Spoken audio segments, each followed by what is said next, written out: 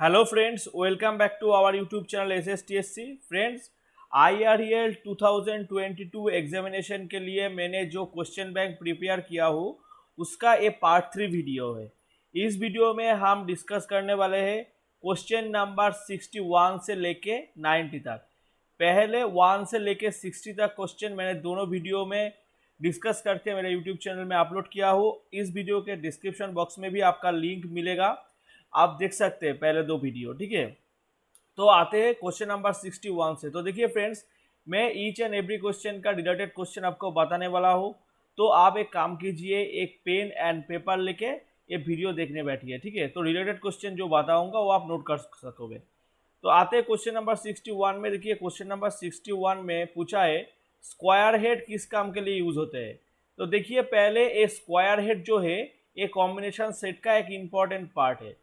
Combination set का मोट 4 part है, square head, centre head, protractor head and steel rule. उसमें से जो स्क्वायर हेड है वो यूज होते हैं अगर कोई एज के हिसाब से आपका कोई पैरेलल लाइन ड्रॉ करना है और राइट एंगल में कोई लाइन ड्रॉ करना है तो स्क्वायर हेड का इस्तेमाल आप करोगे।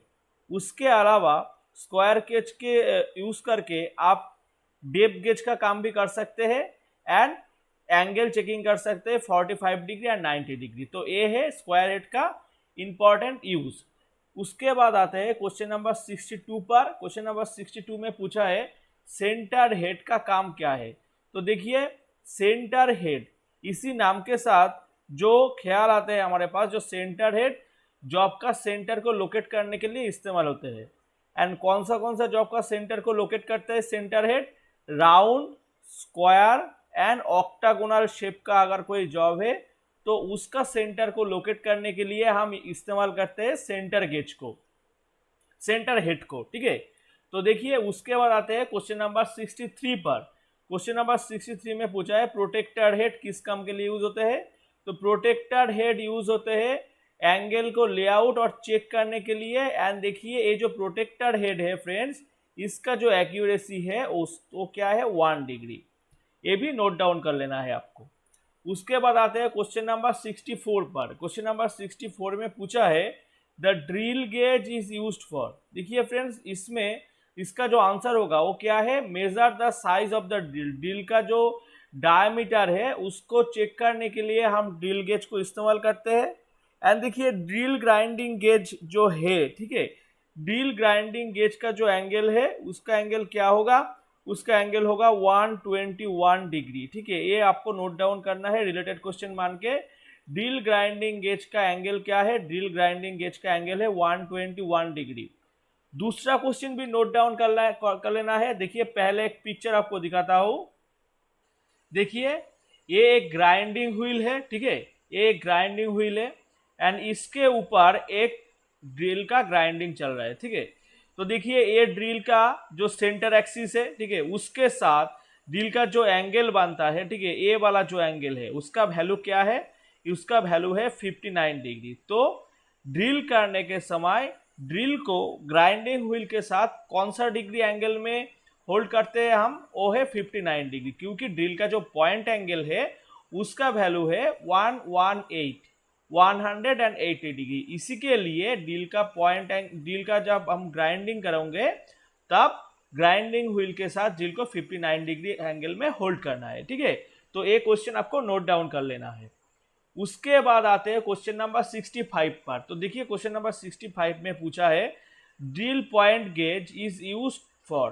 तो ड्रिल पॉइंट गेज किस काम के लिए यूज होता है? To check the lip angle of the drill bit after grinding. Grinding करने के बाद ड्रिल का जो लीप एंगल है वो सही है कि नहीं उसको चेक करने के लिए हम ड्रिल पॉइंट गेज इस्तेमाल करते हैं। एंड इसके साथ आपका जो रिलेटेड क्वेश्चन नोट डाउन करना है। ठीक है फ्रेंड्स, देखिए ड्रिल का जो ये पोर्शन है, ठीक है, देखिए ड्रिल का जो ये पोर्शन है, ए वाला पोर्शन, ठीक है, जिसके ऊपर मेरा कर्सर है, तो देखिए ऐसा कुछ है। ये जो ड्रिल का जो पोर्शन है इसको हम क्या बोलते हैं? इसको हम बोलते हैं लीप। अगर दोनों लीप कोई एक पॉइंट के ऊपर प्रोजेक्ट होते हैं तो उसके अंदर में जो एंगल बनता है उसको बोलते हैं पॉइंट एंगल। क्या बोलते हैं? उसको बोलते हैं हम पॉइंट एंगल। एंड ये जो पॉइंट एंगल है डिफरेंट मटेरियल के लिए डिफरेंट होते हैं। जैसे कि मान लीजिए जनरल पर्पस के लिए और माइल्ड स्टील के लिए जो पॉइंट एंगल है उसका वैल्यू होता है 118 डिग्री, ठीक है। अगर आपका जॉब है स्टेनलेस स्टील, अगर आप मान लीजिए आपका जॉब है स्टेनलेस स्टील, ठीक है, एसएस, तो तब आपका पॉइंट एंगल हो जाएगा 135 डिग्री। अगर आपका जॉब होगा प्लास्टिक तो तब आपका पॉइंट एंगल बन जाएगा 90 डिग्री। बैकेलाइट के लिए भी सेम पॉइंट एंगल है, ठीक है, ये भी आपको नोट डाउन कर लेना है, 90 डिग्री होगा। तो ड्रिल का जो दोनों पॉइंट है वो कोई भी पॉइंट के ऊपर, ड्रिल का जो दोनों लीफ है वो कोई पॉइंट के ऊपर अगर प्रोजेक्ट होता है तो उसका अंदर जो एंगल बनता है उसको हम बोलते हैं पॉइंट एंगल, जिसका जनरल पर्पस वैल्यू होते हैं 118 डिग्री। स्टेनलेस स्टील के लिए होता है 135 degree and plastic and bakelite के लिए होता है 19 डिग्री, ठीक है फ्रेंड्स, ये आपको नोट डाउन कर लेना है। एंड ड्रिल का जो हेलिक्स एंगल होता है उसका वैल्यू होता है 30 डिग्री एंड आपका निमी का जो बुक्स है उसमें आपको दिखने को मिलेगा 7.5, ठीक है, 27.5, 27.5 डिग्री, ठीक है, ये भी आपको दिखने को मिलेगा। नेक्स्ट आते हैं क्वेश्चन नंबर 66 पर। क्वेश्चन नंबर 66 पर पूछा है the function of centre gauge. Centre gauge का फंक्शन क्या है? तो देखिए सेंटर गेज का जो फंक्शन है वो to setting the tool for the cutting of V thread, ठीक है। तो वी थ्रेड काटने के टाइम टूल को सेटिंग करने के लिए हम सेंटर गेज को इस्तेमाल करते हैं, ठीक है। इसका जो मेन मकसद है वो क्या है? देखिए पहले आपका सेंटर गेज का एक ग्राफिकल इमेज आपको दिखाता हूं, आप देख लीजिए। सेंटर गेज देखने को कुछ ऐसे ही होगा, ठीक है, सेंटर गेज।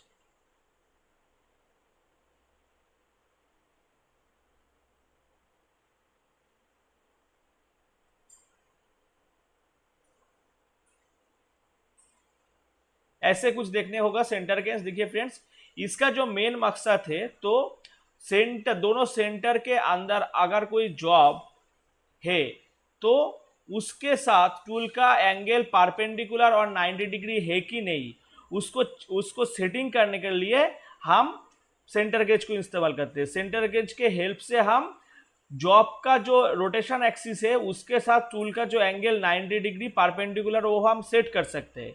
उसके अलावा सेंटर गेज का जो दूसरा काम है वो क्या है? देखिए सेंटर गेज का जो इसी पोर्शन है, इसी पोर्शन के हेल्प से हम ड्रिल का जो सेंटर है, ठीक है, उसको हम चेक कर सकते हैं वो सेंटर का एंगल ठीक है कि नहीं। ऐसा मान लीजिए ड्रिल का सेंटर कुछ देखने को ऐसे होगा, ठीक है, उसको हम इस सेंटर गेज के हेल्प से, इसी पोर्शन के हेल्प से हम चेक कर सकते हैं इसका एंगल, ठीक है। तो देखिए सेंटर गेज का ये पिक्चर आप देख लिया है, सेंटर गेज का जो डिफरेंट फंक्शन है वो भी हम आपको बता दिया हो, ठीक है। नेक्स्ट आते हैं क्वेश्चन नंबर 67 पर। क्वेश्चन फ्रेंड्स एक और रिलेटेड क्वेश्चन भी आपको नोट डाउन कर लेना है, ठीक है। देखिए सेंटर गेज का सेंटर जो ड्रिल का जो सेंटर है, ठीक है, लाइफ सेंटर और डेड सेंटर, उसका जो एंगल है उसका एंगल क्या है? सेंटर का एंगल क्या है? उसका एंगल होगा 60 डिग्री। ये भी आपको नोट डाउन कर लेना है। नेक्स्ट आते हैं क्वेश्चन नंबर 67 पर। क्वेश्चन नंबर 67 पर पूछा है the filler gauge is used for. तो देखिए ये बहुत इंपॉर्टेंट क्वेश्चन है, बहुत सारे एग्जामिनेशन में आया है question, to determine the size of the small gauge and देखिए क्लियरेंस ऑफ मेटिंग पार्ट्स, ये टर्म्स ज्यादा आते हैं क्वेश्चन में, ठीक है, क्लियरेंस बिटवीन मेटिंग पार्ट्स, इसी के लिए हम फिलर गेज इस्तेमाल करते हैं, एक टर्म्स ज्यादा आते हैं क्वेश्चन में। नेक्स्ट आते हैं क्वेश्चन नंबर 68 पर। 68 में पूछा है the file used for general filing purpose. तो जनरल फाइलिंग पर्पस के लिए हम यूज करते हैं फ्लैट फाइल को, ठीक है। एंड देखिए फ्लैट फाइल ऐसे कुछ दिखता है, ठीक है, देखिए देख लीजिए।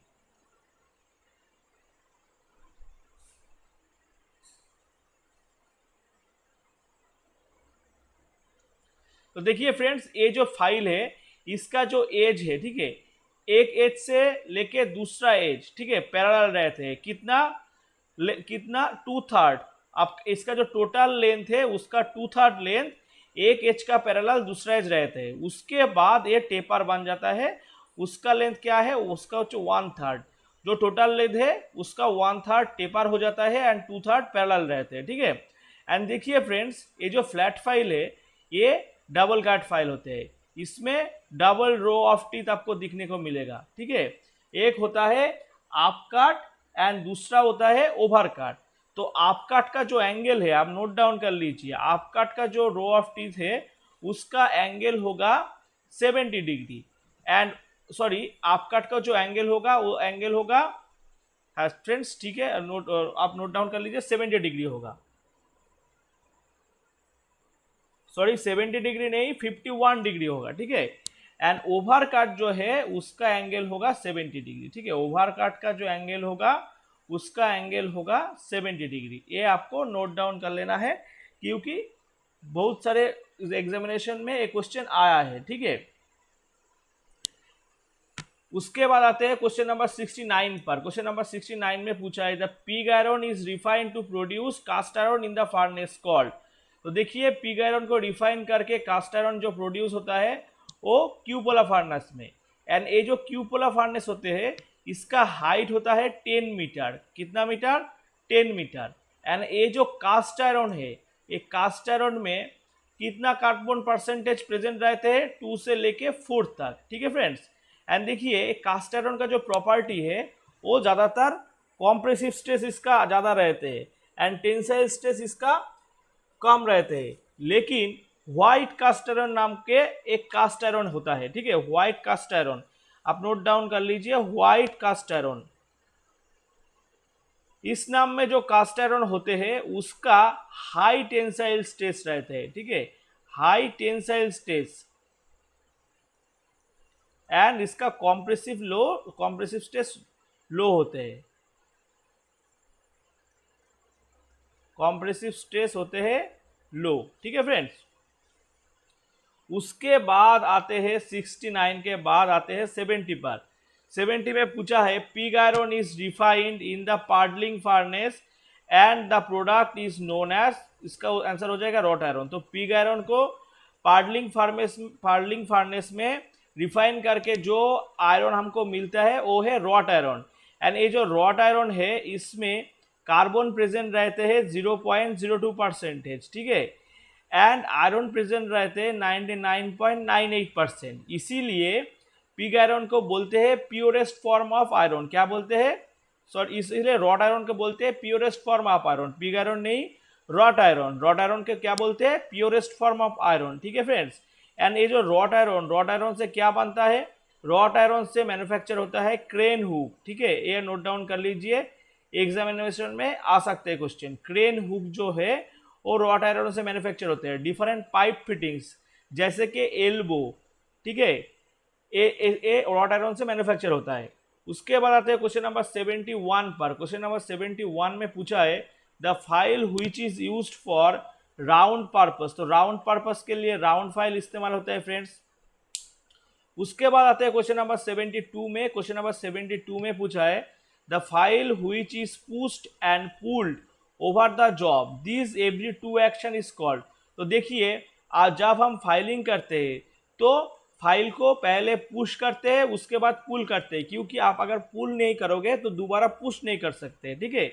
तो देखिए ये पुश एंड पुल लेके एक कॉम्प्लीट स्ट्रोक बनते हैं, ठीक है, तो उसका आंसर हो जाएगा 1 स्ट्रोक। एंड ये जो पुल वाला जो स्ट्रोक है इसको बोलते हैं हम काटिंग स्ट्रोक, एंड जो रिटर्न वाला जो स्ट्रोक है उसको हम बोलते हैं आइडियल स्ट्रोक। ये एक मशीन में भी आपको देखने को मिलेगा, जैसे कि मान लीजिए शेपिंग मशीन, ठीक है, जैसे कि मान लीजिए शेपिंग मशीन में भी आपको काटिंग एंड रिटर्न स्ट्रोक देखने को मिलेगा, ठीक है। एंड ये जो काटिंग स्ट्रोक है फॉरवर्ड स्ट्रोक में काटिंग होता है, ठीक है। शेपिंग फाइल इसी जो प्रोसेस है काटिंग करने का, ये जो फॉरवर्ड स्ट्रोक है जो पहला स्ट्रोक है उसी में काटिंग होता है, रिटर्न स्ट्रोक आइडियल रहते हैं, ठीक है। एंड शेपिंग मशीन में जो cutting stroke and return stroke का जो रेशियो होता है वो क्या है? 2:3, ठीक है। शेपिंग मशीन में काटिंग एंड रिटर्न स्ट्रोक का जो रेशियो होता है वो है 2:3। ये एग्जामिनेशन में पूछ सकते हैं, ये आपको नोट डाउन कर लेना है। उसके बाद आते हैं क्वेश्चन नंबर 73 पर। क्वेश्चन नंबर 73 में पूछा है this type of file which is commonly used in lathe work is called. तो लेथ वर्क के लिए जो फाइल का इस्तेमाल हम करते हैं उसको बोलते हैं मिल फाइल, ठीक है फ्रेंड्स। उसके बाद आते हैं क्वेश्चन नंबर 74 पर जो क्वेश्चन है वो क्या है? The act of joining the slip gauges is termed as. तो देखिए स्लिप गेज के जो ज्वाइनिंग करने का जो प्रोसेस है, एक स्लिप गेज को दूसरा स्लिप गेज से ज्वाइनिंग करने का जो प्रोसेस है उसको हम बोलते हैं रिंगिंग। एंड देखिए स्लिप गेज को ज्वाइनिंग करने से पहले उसको एक लेदर से क्लीन करना है। वो कौन सा लेदर है? वो है चैमोइस लेदर। ठीक है फ्रेंड्स, ये आपको नोट डाउन कर लेना है, क्योंकि रिंगिंग करने से पहले ये जो स्लिप गेज है, ये स्लिप गेज को क्लीन करना है। कौन सा लेदर से? चैमोइस लेदर से एक स्लिप गेज को आपको क्लीन करना है। ठीक है, ये भी क्वेश्चन आपको पूछ सकते हैं, रिलेटेड क्वेश्चन मान के नोट डाउन कर लीजिए। नेक्स्ट आते हैं क्वेश्चन नंबर 75 पर। The if a micrometer zero on barrel and thimble are coinciding but still there is a gap between the face and wheel, the error is known as. देखिए friends, ये question को समझने के लिए आपको micrometer का जो ग्राफिकल इमेज है वो आपको देखना होगा पहले। ठीक है,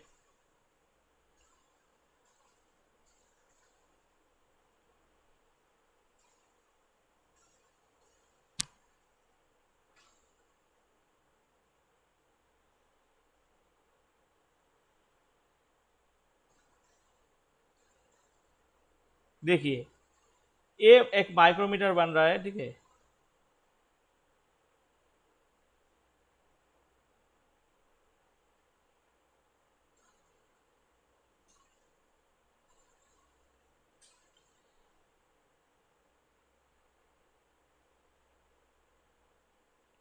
तो देखिए माइक्रोमीटर का इस पोर्शन को बोलते हैं एनविल और इस पोर्शन को बोलते हैं स्पिंडल। ठीक है, तो देखिए माइक्रोमीटर का इस पोर्शन में मेन स्केल प्रेजेंट रहते हैं और इस पर रहते हैं सर्कुलर स्केल। ठीक है, तो देखिए जब ये स्पिंडल और एनविल अटैच हो जाएगा तो क्या होगा? माइक्रोमीटर का जो बैरल के ऊपर जो स्केल माउंटिंग रहते हैं उसका जीरो, एंड ये जो थिम्बिल वाला जो स्केल रहता है इसका जीरो कोइंसाइड हो जाएगा। उसका मतलब क्या है? उसका मतलब है ये जो लाइन है इसके ऊपर ये जीरो जो मार्किंग है रहेगा, एंड ये जो थिम्बिल है ये इस पोर्शन में आ जाएगा। ठीक है, लेकिन ये जो थिम्बिल है ये इस पोर्शन में आ चुका है, एंड इसका जो जीरो है ये भी ये पोर्शन पर आ चुका है, लेकिन स्टिल माइक्रोमीटर का एनविल एंड स्पिंडल जो है वो टच नहीं कर रहा है। ठीक है, तो उसी हिसाब से अगर आपको टच कराना है तो क्या है, आपको थिम्बिल को